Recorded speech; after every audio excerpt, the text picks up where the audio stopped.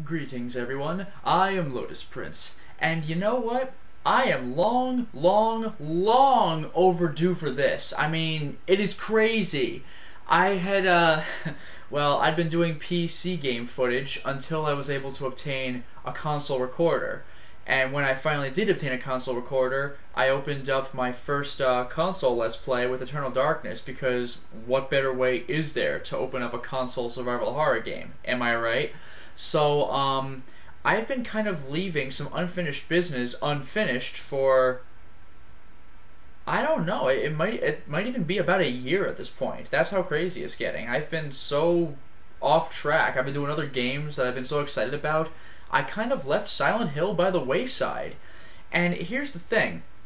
Before I even get to the next Silent Hill game, I have one video I want to show you right here, and that's going to be some extras for Silent Hill 3. Now, I know I already did an extras for Silent Hill 3 video, but here's the thing. I didn't get a PlayStation 2 until maybe about 2 years ago, so that means that my Silent Hill experience has been on the PC. Like so, I've gotten the games that, not even looking at the camera, I've gotten the games that, in the unconventional sense. I have PC versions of Silent Hill 2, Silent Hill 3, and Silent Hill 4. Good luck even finding the PC versions of Silent Hill 2 and 3. I didn't even know they existed. At least Silent Hill 4 I caught when it came out, and even then I got it for 20 bucks. The other two I got for $5, and I've never seen them since. But so, while Silent Hill 3 plays perfectly fine on my computer, Silent Hill 2 kind of has, I guess, a few glitches in it, for at least for when I played it with Windows 7. XP seemed to run it okay, but now there's kind of, I don't know, it might be too many processors or something. There may be a way around it, but in any case, I really wanted to, now that I have a PS2, get the PS2 version of Silent Hill 2, just so I can be able to play it again without any glitches or anything like that. Although, I got the greatest hits version because it comes with all the extra stuff, like Maria's story and things like that. I know I prefer the Black Label look of things, but the greatest hits version actually is the better version. It's like the Xbox version. And you know what? Now that I got Silent Hill 2 for the PS2, I figured there were some things that I could not access in Silent Hill 3 in the PC that made references to Silent Hill 2. So I went ahead and picked up the PS2 version of that too. So now I have the PS2 versions of Silent Hill 2 and 3. One thing I've noticed about Silent Hill 3 in the PS2 is that its loading times are way the hell longer because than the PC version, because the PC version's loading times are dependent on the quality of your PC, and a PC in the late 2000s is definitely going to be better than a PlayStation 2 processor from the 90s. On the other hand, this game does have a whole bunch of extras, references to Silent Hill 2, and there's actually a riddle I wanted to show you that, well, do you remember the Shakespeare riddle from Silent Hill 3? I featured it in my previous extras video, and I got that video for you below as well. But, yeah, that was probably the hardest riddle I've ever seen in a Silent Hill game, like, by far. But then I realized there's a riddle for getting one of the costumes in the game. It's not necessary to beat the game, but it's cool for an unlockable, and that riddle is goddamn hard. It might even rival that of the Shakespeare riddle. So I'm gonna see how we tackle that one. I'll give you a hint. It's not easy. And speaking of extra costumes, there are actually costumes in the Silent Hill 3 PS2 version that were not featured in the PC version. So I'm going to take a look at those too. A lot of them are referential to video game magazines that were published at the time. So, I guess without further ado, let's get to it. Well, I have noticed 3 references to Silent Hill 2 in this game. And here's the first one. It's very, very early in the game when you enter the mall, the Otherworld version. I had pointed this out, I think, during the playthrough, but it didn't end up happening. You see a toilet in one of the stalls. Let's investigate. It's full of filthy, muddy water. Looks like something's stopping it up. Will you remove the blockage? Yes. Oh,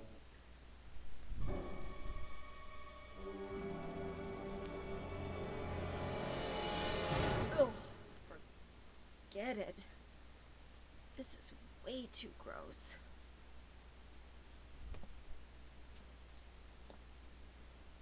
Who would even think of doing something so disgusting? That's genius. That's a reference to when James reached into the toilet in Silent Hill 2. I love how she looks directly at the camera when she points that out, like she's accusing me, the player, of this. Disgusting. I'm not getting any closer. I don't even want to look at it. Friggin' great. And Silent Hill 4, of course, makes a reference to that as well. Reference number 2 is going to be a bit later, once we've headed toward the apartment.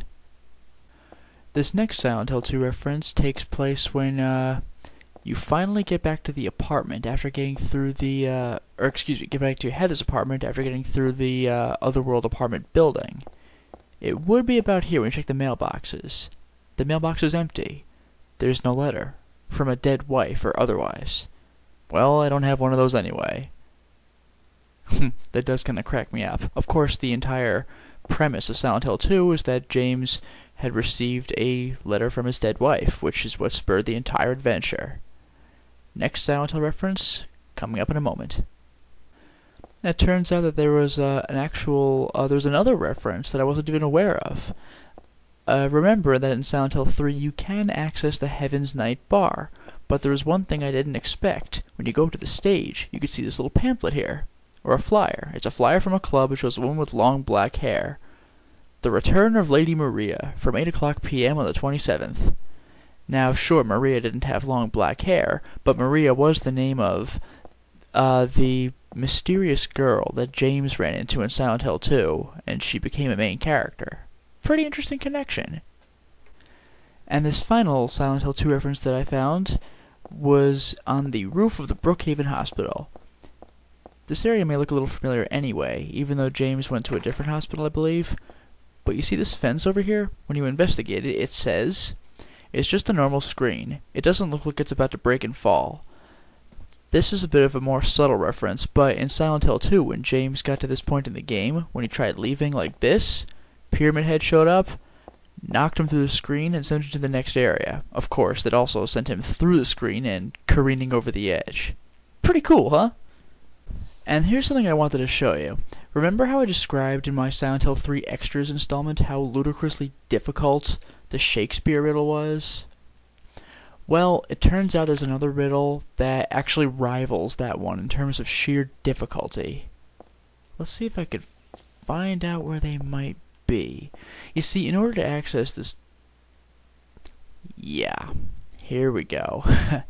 Yeah, you see, in order to access this riddle, you must be playing... Well, you must have beaten an extra new game, which means this must be at least your third playthrough. And you have to have riddle difficulty on hard, which means you must have beaten the Shakespeare riddle in order to even get this far. So, why don't I go ahead and show you this riddle? It's nuts. Now, you don't have to do this one, it's just for the sake of unlocking a t-shirt, but here goes. There's a memo stuck to this book. There's no separating numbers from beginning to end. I'll come back to that. I'm going to check every damn shelf if I have to, and I may have to. A secret told before you awake. The start of a new transformation. Now, this is, that's the hint that it has to be on a second or greater playthrough, which is just madness. Clue number 2. There's no separating numbers from beginning to end. This indicates that this is for where you type in the passwords for the t-shirts. So if there's no separating numbers from beginning to end, that means that you can't use spaces. But there's going to be numbers, so you gotta separate the numbers by underscores. So we haven't even gotten to the riddle yet. This is just establishing how to start it. The 4th number is representative of both knight and page. I'll come back to that after I get to the 1st number. The 5th number is lapis lazuli or turquoise. I'll get to that. Well, yeah, I guess I'll get my tarot card, right? We've already seen that cutscene. We don't need to be bothering with that.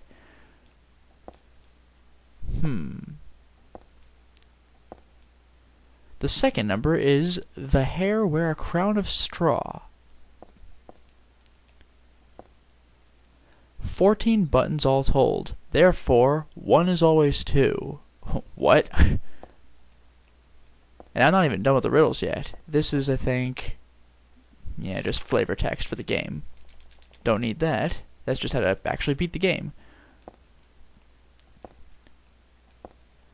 The third number is King of Beasts and Goddess of Harvests. Yet not easy. The first number is the Traveler to St. Ives. That one I could have gotten. Okay, I think we're all set. Why don't we go to the password input screen? And now we enter some insane difficulty. I mean, this is out of control. Remember, clue number 1. A secret told before you awake. The start of a new transformation. So we get some sort of costume. Fine. Number 2. There's no separating numbers from beginning to end. So we use underscores. Okay, now for the hard part. 14 buttons all told. Therefore, 1 is always 2. That means, and this is a stretch, even if the number is a single digit number, you have to enter it as a double digit. So if I have the number 5, I would put 05 instead. So we still haven't gotten to the actual riddle yet. Number 4. The first number is the Traveler to St. Ives. I hope you know this little riddle, because if you don't, then you can't answer this. See, there actually are very difficult riddles that I skipped in hard mode. I didn't show you them, because as hard as they are, you can figure them out through context clues. But this, like the Shakespeare riddle, absolutely relies on outside knowledge. You just have to know stuff, like that has nothing to do with the game, in order to get this. Now, the riddle for St. Ives, you need to answer the riddle to get this riddle. As I was going to St. Ives, I met a man with 7 wives. Each of the wives had 7 packs. Each of the packs had 7 cats. Each of the cats had 7 kits. Kits, cats, packs, wives. How many were going to St. Ives? Well, that's the trick. I was going to St. Wives. I was going to St. Ives, and I met all these people. So they were coming from St. Ives. Meaning the only people who were going to St. Ives was me. Just 1. Therefore, 01 underscore. And trust me, that's the easy part. This part I could have figured out on my own. Now for the hard stuff. The second number is the hare wears a crown of straw. This one is ridiculous. What this is actually referring to is not the rabbit in the amusement park. This is actually going to the March Hare in Alice of Wonderland. Why it says a hare wearing a hat of straw, depicting straw on someone's hat was like a way of showing that they were kind of nutty, because why would you have that in your hat? And it gets even better. The March Hare, and March is what month of the year? The 3rd month. I would never have gotten this on my own. God damn. Next. The third number is the King of Beasts and Goddess of the Harvests. Well, the King of Beasts is Leo, the lion. I said Leo and not just the lion because, well, Leo is the 8th month. Oh my god. That one's not as bad. And the stretch is that, the 8th month, August, is apparently the traditional month of harvesting and Earth Mother worship, so it's relevant in that regard as well. Trust me, I'm checking a GameFAQs FAQ for this, because this is completely over my head. The 4th number is representative of both knight and page. This I would not have made the connection of. Apparently, it's just a deck of cards. So, in the tarot, the first of the face cards after the numbered cards was the page or the knight.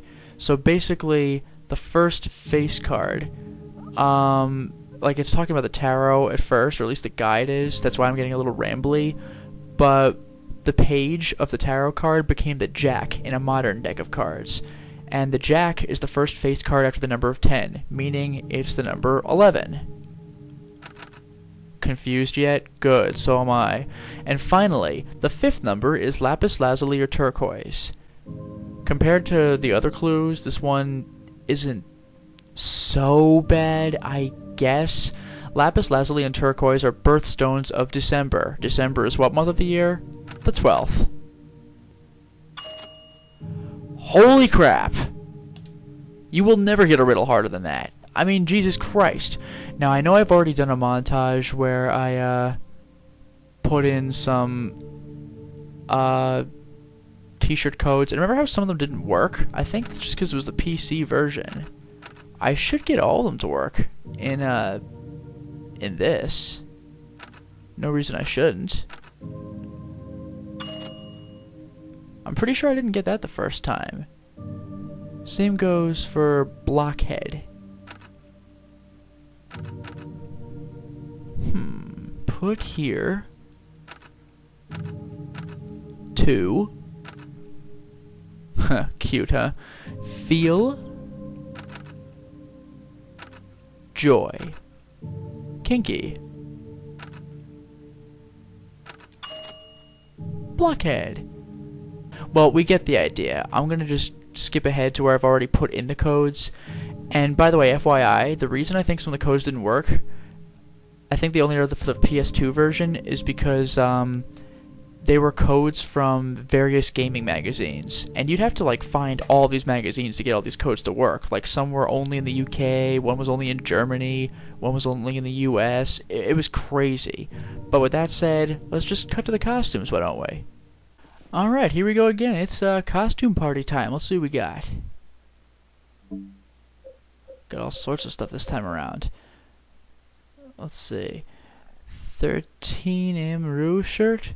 Universal Studios Channels France, du 3 of 2003. Okay. So I guess we got a French shirt here. That looks cool too. Is there a way I can turn that around? Not really. But I could at least get the front and back look, which is kind of nice. So there's that. I get the feeling a lot of these are just going to be the names on them. The Electronic Gaming Magazine. This wasn't in the PC version. The Harder They Come. EGM. The Harder They Come, it's a little risque. Game Informer. Just plain Game Informer. And the logo, nice. Game Pro. The logo and Game Pro. The password for this one was Pro Tip, by the way. Game Reactor, Norway, Sweden, and Denmark. And it gives the URL. That's pretty sweet. I really do like how these were released in like all regions for the game too. Like clearly I'm playing an American version of the game, but I get the foreign shirts if I just know the passwords. Game Spy. Oh, and her wristbands changed color. Yeah, the Game Spy himself on the back. That's nice. GMR. That's a badass logo. Something Wicked This Way Comes. Nice. Nice. GN Game Network from Italy. Silent Hill 3. And then the logo with Heather's picture on the back. It's pretty meta. IGN. IGN.com, straight up. And the logo. Cool. And once again, the wristbands keep changing color. PlayStation Magazine in the UK. OPS2, official PlayStation. Got the logo, and can't quite read that. Angers? I'm probably reading that wrong. And the number 6. Official PlayStation Magazine. I guess they got 2 of them. No, it's the US. OPM. Okay. So I guess there's a UK version and a US version. Play, the PlayStation, the German version, or the German magazine. Got the logo, and... Okay, Play PlayStation, that's what it says. PS2RO, Revista Oficial de España. Oh, the Spanish one, cool. Revista Official, there's the logo, PlayStation 2 going up the back, and other logo on the front. PSM, 100% independent. Okay, American Magazine. Smiley face with the freaking eye patch. And then, I can't read the text below, but yeah, the general description. Golden Rooster we've seen. Oh yeah, I might as well see what that code did. My hard work paying off. Got cars all over it. Pretty sweet, right? Anything else that's new?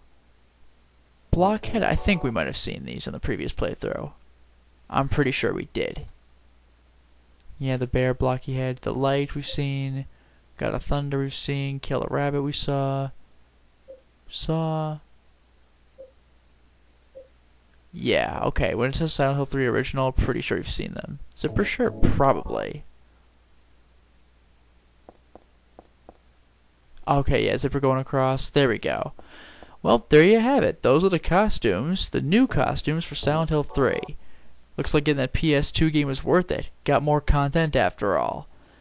Well, what do you think of that, huh? Got a bunch of logos on our shirts. We got little amusing references to Silent Hill 2. I particularly like the toilet one. Silent Hill 3 and 4 covered that one. If you don't remember, during my Silent Hill 4 Let's Play, there's a part when you're in the apartment and it says, you think you see something shiny in the toilet.